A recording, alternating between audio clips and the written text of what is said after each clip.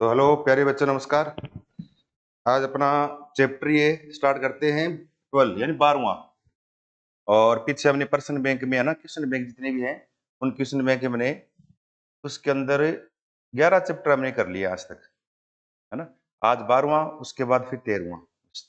अपने पास एक चैप्टर और बचा है, उसके बाद अपना पूरा सिलेबस हो जाएगा और एग्जाम के हिसाब से इंपॉर्टेंट क्वेश्चन सारे हो जाएंगे। अब देखो, विद्युत धारा का चुंबकीय प्रभाव। चैप्टर 12 का नाम क्या है? विद्युत धारा का चुंबकीय प्रभाव, यानी मैग्नेटिक इफेक्ट ऑफ इलेक्ट्रिसिटी। विद्युत धारा का चुंबकीय प्रभाव। अब देखो, इसमें ऑब्जेक्टिव पर्सन कौन से, फिर आगे चलेंगे बड़े वाले क्वेश्चनों में। देखो, पहला पहला क्या है? सजातीय। सजातीय मतलब समान। सजातीय मतलब समान। चुंबकीय ध्रुव क्या करते हैं? अब देखो, चुंबक जो होते हैं ना, उस चुंबक में दो ध्रुव होते हैं। एक होता है उत्तरी ध्रुव और एक क्या होता है? दक्षिणी ध्रुव। ऐसे लिखते हो चुंबक को आप, क्यों लिखोगे ना, एन एस। उत्तरी ध्रुव और दक्षिणी ध्रुव है।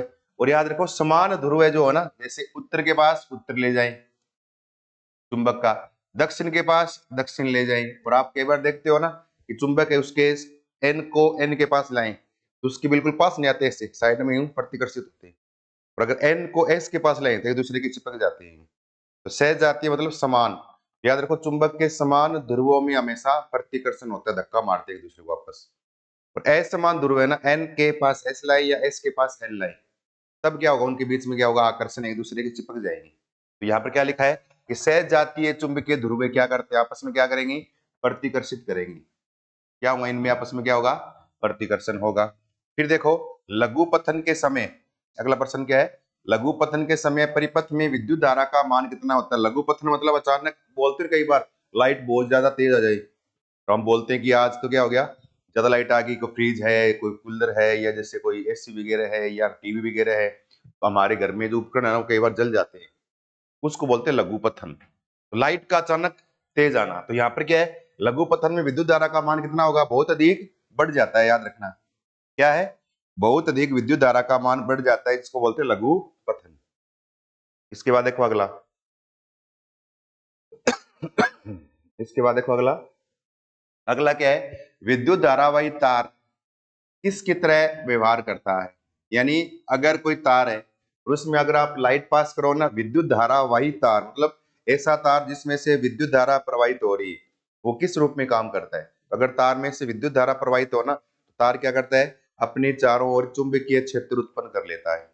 कई बार बोलते हो ना कि 11,000 वोल्ट की लाइन है या 31,000 की लाइन है, उसके पास में जो अपनी तरफ क्या कर लेगी, वो खींच लेगी। खींचने का मतलब क्या है?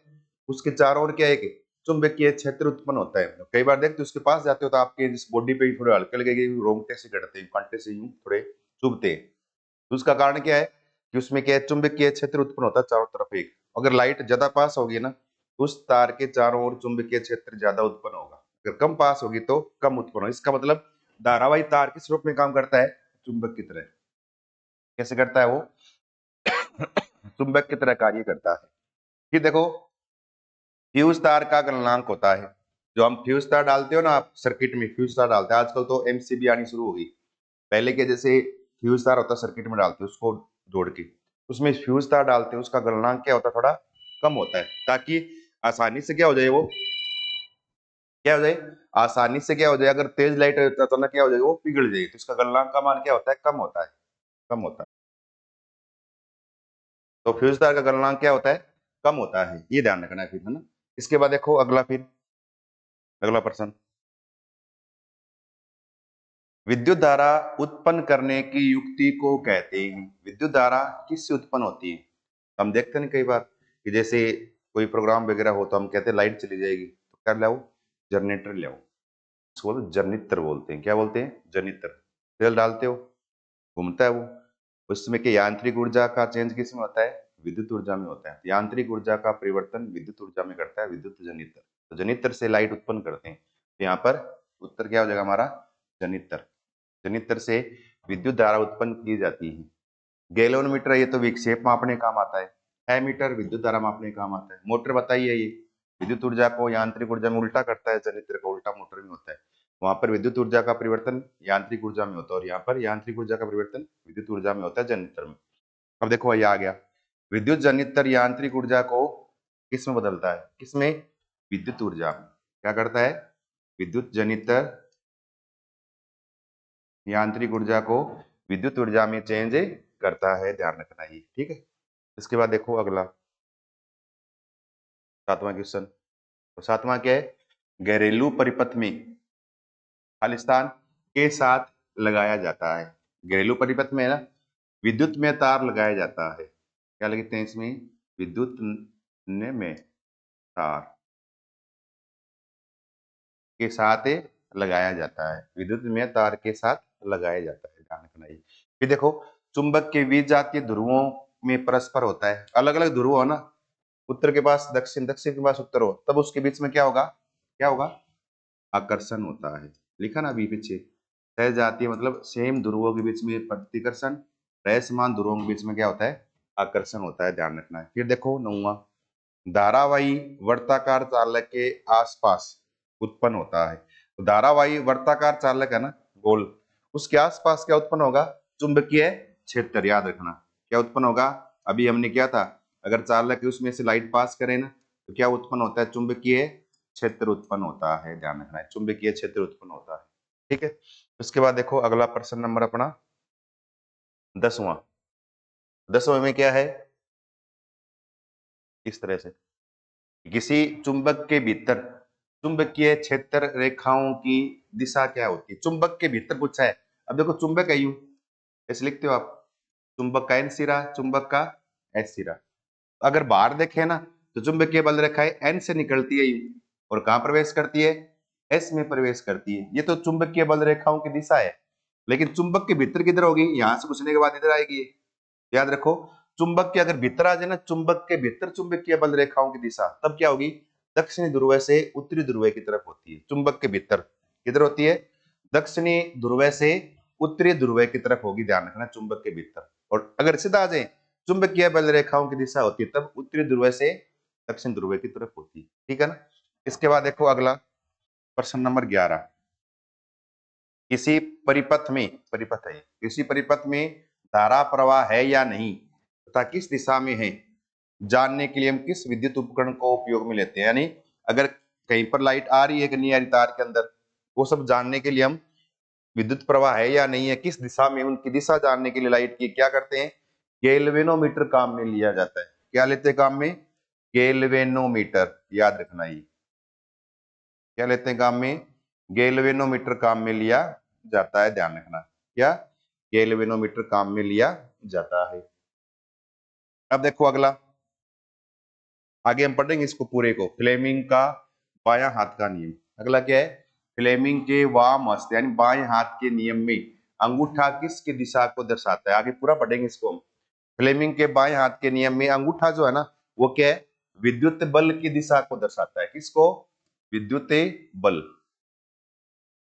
विद्युत बल, किसको, विद्युत बल की दिशा को दर्शाता है, ध्यान रखना है। अंगूठा विद्युत बल की दिशा को, ये तर्जनी है ना, ये चुंबकीय क्षेत्र की दिशा को मध्य में बनाएंगे ऐसे, वो क्या करेगी, विद्युत धारा की दिशा को दर्शाएगी, ऐसे पूरा लिखेंगे।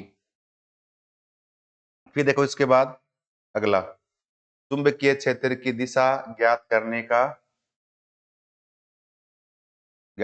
का दक्षिणी हस्त अंगुष्ठ नियम लिखिए। क्या लिखना है, दक्षिणी हस्त अंगुष्ठ नियम, अंगूठे का नियम लिखिए। इसमें चुंबकीय क्षेत्र की दिशा दर्शाने के लिए। अब देखो कैसे लिखोगे, दक्षिणी हस्त, अब देखो दो नियम है, दक्षिणी हस्त अंगुष्ठ नियम, ये अंगूठे वाला नियम, और एक है वाम हस्त नियम, बाएं हाथ का नियम। दो नियम है और एग्जाम में एक पक्का आएगा।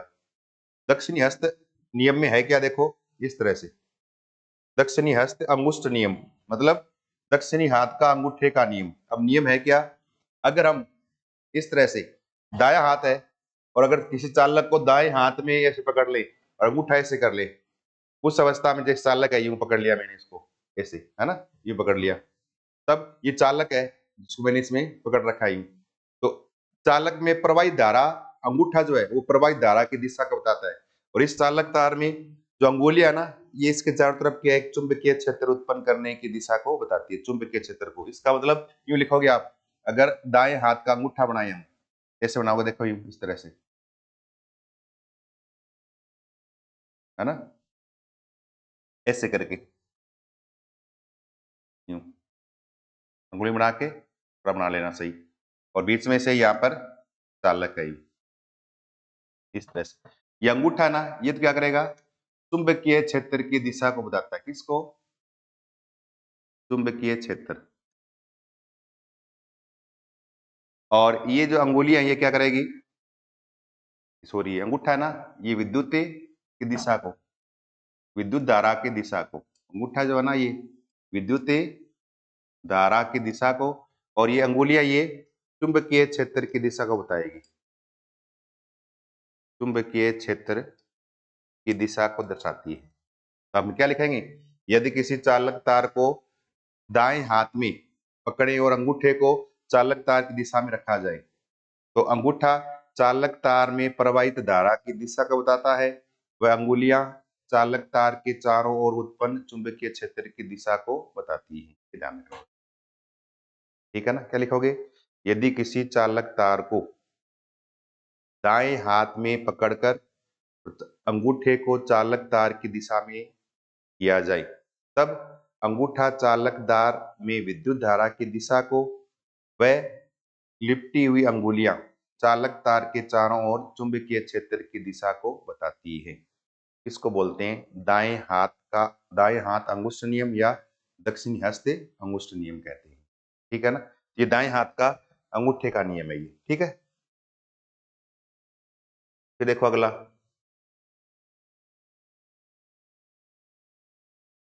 अब देखो अपना अगला क्वेश्चन क्या है, अगला अपना है कि छड़ चुंबक द्वारा संरेखित चुंबकीय क्षेत्र रेखाओं की विशेषता लिखिए। एक तो ये कि छड़ चुंबक है, उनके द्वारा चुंबकीय बल रेखाएं निकलती है, उनकी क्या विशेषताएं वो लिखनी है।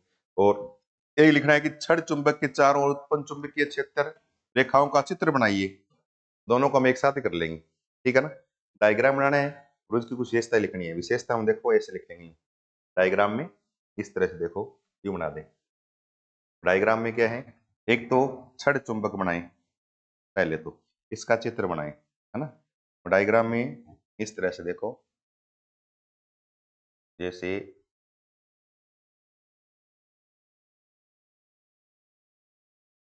यूं,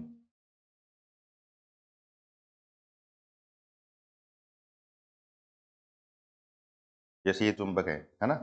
इस चुंबक में दो है सिरे, एक इसका उत्तरी ध्रुव है और एक क्या है, दक्षिणी ध्रुव है। जैसे लिख दिया इसको मैंने एन, और ये लिख दिया एस। ये उत्तरी ध्रुव है, एन मतलब नॉर्थ, एस मतलब साउथ एंड दक्षिण ध्रुव है।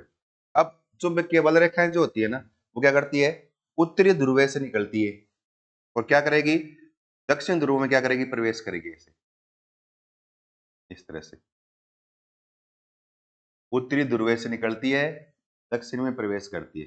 और याद रखना है, चुंबकीय बल रेखाओं को एक दूसरे को काटना नहीं है, ठीक है ना। इनको एक दूसरे को काटना नहीं है, ध्यान रखना। ये बंद वक्र का निर्माण करती है, एक दूसरे को प्रतिच्छेदित नहीं करती है, ध्यान रखना। ये उत्तरी ध्रुव से निकली है इस तरह से, किधर जा रही है ये, दक्षिण ध्रुव की तरफ जा रही है इस तरह से।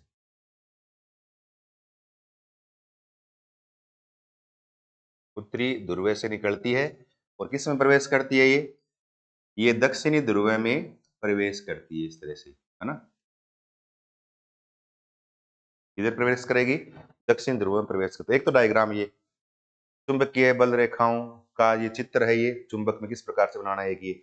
एक फिर चुंबकीय बल रेखाएं है ना, इनकी प्रॉपर्टी या गुण क्या है। एक तो डायग्राम देखो, अपना प्रश्न जो है ना इस क्वेश्चन में देखो, एक तो ये चुंबकीय बल रेखाओं, छड़ चुंबक चुंबकीय बल रेखाओं की विशेषता लिखनी है एक तो, और एक क्या है, छड़ चुंबक के चारों ओर उत्पन्न चुंबकीय बल रेखाओं का चित्र बनाइए। तो चित्र तो हमने बना दिया इसे, है ना, ये डायग्राम बन गया। अब इसकी लिखनी है हमें विशेषताएं। विशेषता हम क्या लिखोगे, देखो पहला पॉइंट विशेषताएं,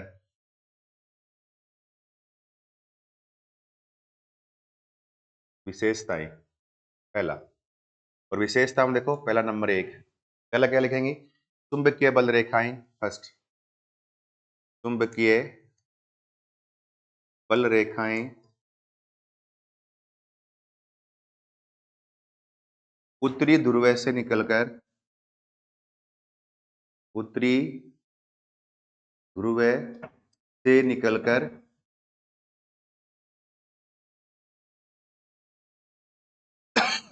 निकलकर दक्षिणी ध्रुव में प्रवेश करती।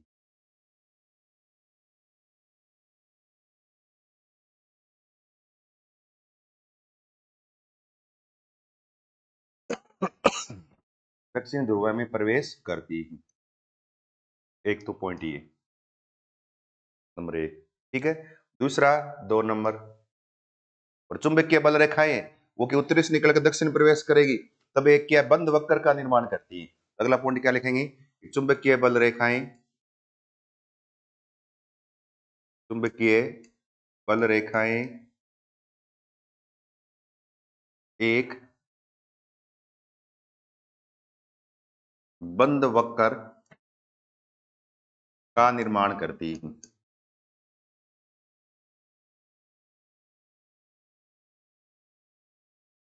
सब सही हो जाएगा सर, टेंशन मत लो। बंद वक्र का निर्माण करती है। तीसरा 3 पॉइंट, तीसरा चुंबकीय बल रेखाएं एक दूसरे को काटेगी नहीं कभी भी, तो अगला क्या लिखेंगे, चुंबकीय बल रेखाएं, चुंबकीय बल रेखाएं एक दूसरे को प्रतिच्छेदित नहीं करती,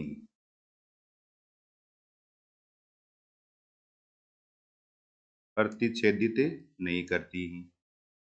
और चुंबकीय बल रेखाओं की दिशा तो है ना उत्तर से दक्षिण ध्रुव है, लेकिन चुंबक के भीतर क्या होती है, दक्षिण से उत्तर। वहां से प्रवेश कर दक्षिण प्रवेश करेगी तो उत्तर की तरफ आएगी। तो अंदर तो दक्षिण से उत्तर, बाहर के उत्तर से दक्षिण। अगला पॉइंट लिखेंगे, चुंबक के भीतर, चुंबक के भीतर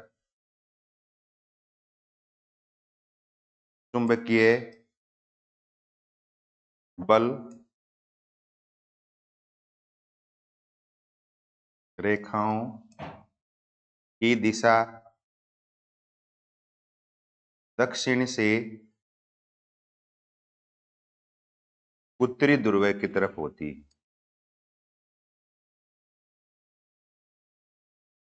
की तरफ होती है। एक ये, और जहां पर चुंबकीय बल रेखाएं ज्यादा होगी ना, कि जैसे इस जैसे हमने देखे डायग्राम बनाया ही नहीं, जहां पर चुंबकीय बल रेखाओं की संख्या ज्यादा होगी, ऐसे ज्यादा बनेगी, वहां पर चुंबकीय क्षेत्र क्या होगा, ज्यादा। और जो जो चुंबक से दूर जाते जाएंगे ऐसे, वैसे चुंबकीय बल रेखाएं कम होती जाएगी, तो चुंबकीय क्षेत्र भी क्या है, घटता जाएगा। तो इसका मतलब चुंबकीय क्षेत्र चुंबकीय बल रेखाओं पर डिपेंड करता है। अगर चुंबकीय बल रेखाएं ज्यादा है, चुंबकीय क्षेत्र क्या है, ज्यादा। चुंबकीय बल रेखाएं कम, चुंबकीय क्षेत्र क्या है, कम। तो अगला पॉइंट क्या होगा, पांचवा, चुंबकीय बल रेखाएं, चुंबकीय बल रेखाओं की संख्या अधिक होने से, की संख्या अधिक होने से चुंबकीय चुंबकीय क्षेत्र तीव्रता अधिक होती है। और अगर कम होगी तो तीव्रता क्या हो जाएगी, कम होती है। बस ये लिखना है, ये ज्यादा नहीं तो आपको 4.5 में से 4 पॉइंट तो आपको याद रखनी है। एग्जाम में या तो पूछेंगे 2 विशेषताएं लिखिए, है ना, चुंबकीय बल रेखाएं उनकी 2 विशेषताएं, या कह देंगे चुंबकीय बल रेखाओं की 4 विशेषताएं। तो आपको 5 लिखे हैं ना मैंने, इनमें आपको 4 तो याद रखनी है, ठीक है ना। तो अगर ये डायग्राम आ जाए, चुंबकीय बल रेखाओं का चित्र बनाओ, जैसे चित्र बनाना है, या चुंबकीय बल रेखाओं की विशेषता लिखिए, इसकी क्या कैरेक्टरिस्टिक है वो लिखो, तब ये आपको लिखना है, ठीक है। इसके बाद देखो अपना अगला प्रश्न, इसके बाद देखो अपना अगला क्वेश्चन क्या है।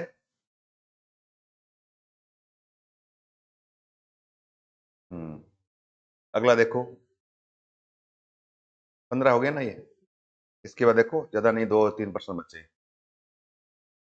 अगला देखो, अगला क्या है, भू संपर्क तार क्या है, भू संपर्क तार क्या है। तो याद रखना, ये क्या है, विद्युत से होने वाली हानि को बचाने वाली एक युक्ति है। क्या है, विद्युत से होने वाली हानि को बचाने वाली एक युक्ति है। कई बार देखते हैं ना, जैसे मकान वगैरह बनाते हैं ना, तो उसके जैसे कोने पे हम जैसे कोई वायर वगैरह, लोहे का डंडा वगैरह या लोहे की छड़ है ना, वो लंबी लगा के छोड़ देते हैं, और उसका लास्ट वाला भाग है ना भूमि के अंदर लगाते हैं नीचे। ऐसे ही भू संपर्क तार जो होता है, उस हो गया है, जिसको बोलते हैं अर्थिंग तार बोलते हैं आजकल, क्या बोलते हैं, अर्थिंग तार। उसको क्या करते हैं, भूमि के अंदर लगाते हैं। अगर कहीं पर भी लघु पतन वाली घटना हो, विद्युत धारा अधिक मात्रा में प्रवाहित हो जाए, उस अवस्था में उस विद्युत धारा को भूमि के अंदर भेज देता है वो, जिससे क्या होने वाली हानि कम होती है। या जैसे कई बार जैसे बारिश के दौरान आकाश में क्या बिजली चमकती है, तो आप कई बार देखते हैं ना, बिजली गिर गई, बिजली गिर गई। अगर मान लो वो आकाश वाली बिजली अगर मान किसी घर पे गिरे, तो वो विद्युत जो है बहुत अधिक मात्रा में लाइट है, विद्युत है वो, और अगर वैसे विद्युत गिरेगी तो इससे मकान का क्या बहुत अधिक नुकसान हो सकता है। तो क्या करते हैं, एक वायर लगा के रखते हैं। अगर मान लो विद्युत गिर जाए, तो गिरेगी तो वायर के द्वारा क्या है, भूमि के अंदर चली जाएगी, तो इससे मकान को होने वाली क्षति क्या हो जाएगी, कम हो जाएगी। हम क्या लिखेंगे इसमें, भू संपर्क तार में, कि यह विद्युत से होने वाली क्षति को बचाने की एक युक्ति है।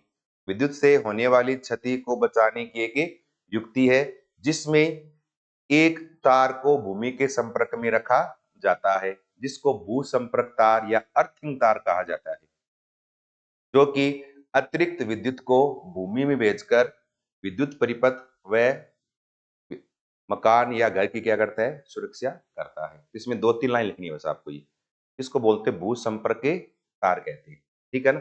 ये आप लिख लेना, इसको मैंने बोल दिया है, ठीक है। इसके बाद देखो अगला प्रश्न, और अगला क्वेश्चन जो है ना, ये थोड़ा याद रखना है, और ये बहुत ही इंपॉर्टेंट प्रश्न है। एक तो देखो ये बाएं हाथ का नियम, और एक क्या है, वर्ताकार कुंडली द्वारा उत्पन्न चुंबकीय क्षेत्र को प्रदर्शित करने के लिए आवश्यक चित्र बनाइए, डायग्राम बनाना है। एक तो ये डायग्राम, और एक है धारावाही चालक छड़ को चुंबकीय क्षेत्र में लंबवत रखने पर लगने वाले बल की दिशा को व्याख्या करने के लिए फ्लेमिंग का बायां हाथ का नियम। ये दो लिखने हैं हमें। एक तो क्या है, फ्लेमिंग का बायां हाथ का नियम, देखो कैसे करना है। इस तरह से अभी लिखा ना हमने, दक्षिणी हस्त अंगुष्ठ नियम, ऐसे ही फ्लेमिंग का बायां हाथ का नियम। एक तो ये याद रखना है, फ्लेमिंग का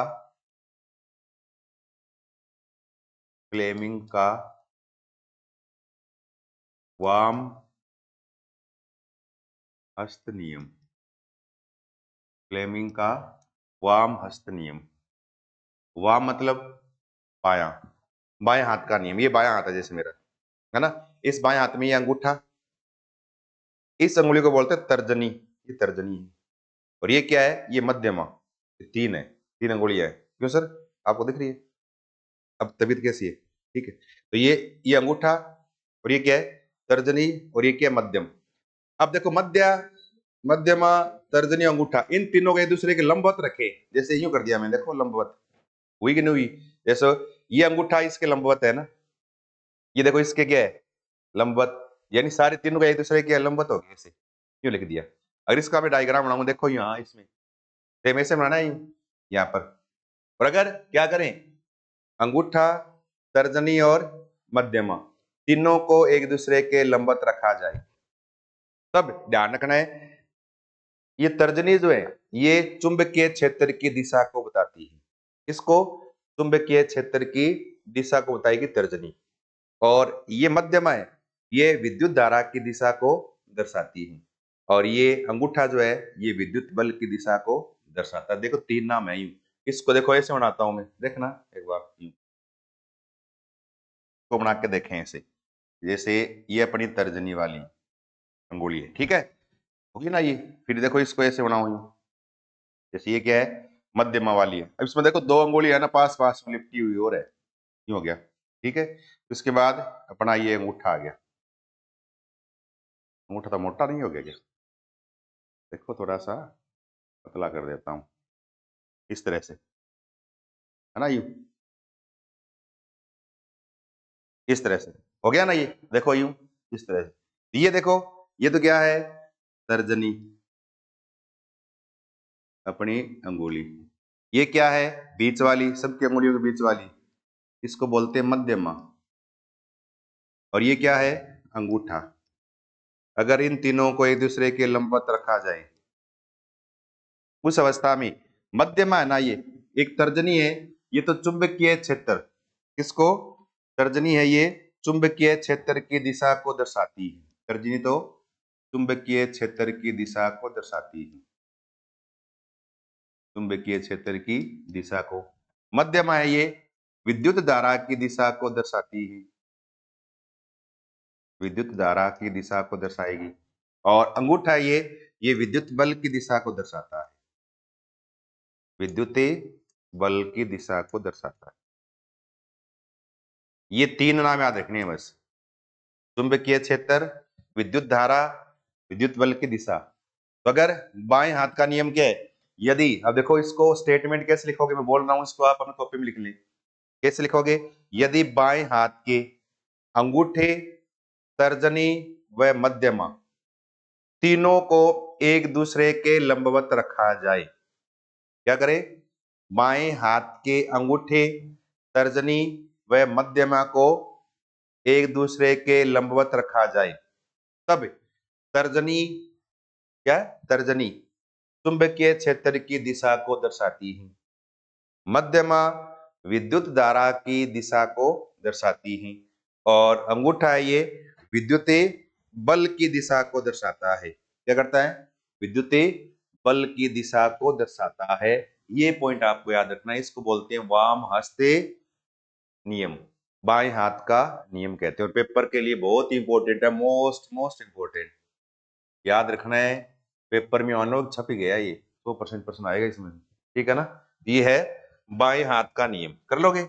अब इसके बाद देखो अपना अगला प्रश्न है कि लास्ट क्या है, किसी वर्ताकार कुंडली द्वारा उत्पन्न चुंबकीय क्षेत्र को प्रदर्शित करने के लिए आवश्यक चित्र बनाइए। सिर्फ हमें डायग्राम बनाना है, ठीक है ना। अब देखो डायग्राम कैसे बनाएंगे, ठीक है। अब देखो डायग्राम में इस तरह से, बायां हाथ का तो हो गया नियम, क्या लिखा है, वर्ताकार कुंडली एक, है ना, और उस वर्ताकार कुंडली के लिए बनाना है आपको। और वर्ताकार कुंडली में यूं, इस तरह से, ये क्या है, एक वर्ताकार कुंडली,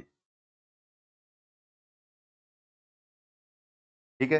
और इस वर्ताकार कुंडली को क्या करेंगे, जोड़ देंगे किसके साथ, विद्युत के साथ, इस तरह से। थोड़ा देखो, विद्युत धारा के साथ जोड़ना है, थोड़ा सा बीच में से है ना, इसके क्यों बना दें,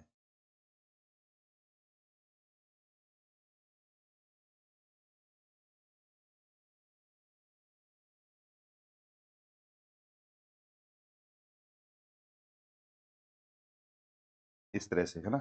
और यहाँ इसको जोड़ दे, थोड़ा सा इसको थोड़ा इससे बनाते हैं,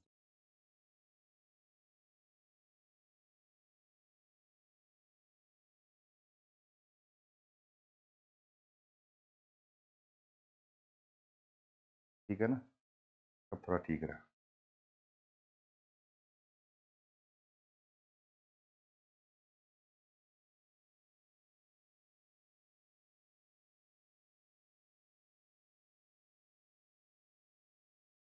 इस तरह से, ठीक है ना।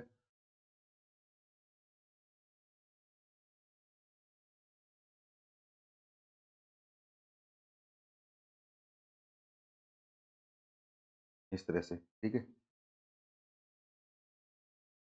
ये माइनस ये प्लस, बैटरी जोड़ दी, कुंजी ये जोड़ दिया है, ठीक है ना, ऐसे क्यू।